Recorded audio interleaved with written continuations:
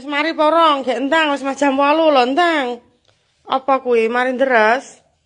Dekek ngono nek akuran dekek ngono neh. Wis gek entang. Sudah tak omong. Ya apa?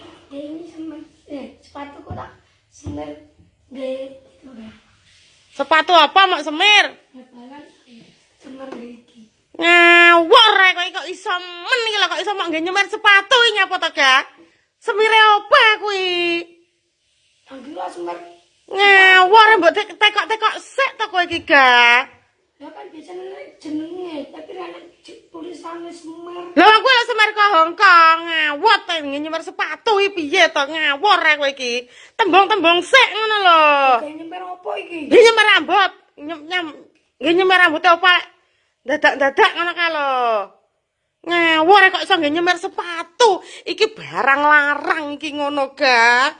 Ngawur. Lek roh pajen ngamuk tenan iki engko wong iki engko. Ngawur kowe kok iso nggih nyemir sepatu iki lho. Mbok tekon-tekon sik to, Gak kowe iki. Kok roh elek ndekek apa-apa iki janan. Tembung-tembung sik lho lek enek. Arep nyapa-nyapa iki. Yo yo.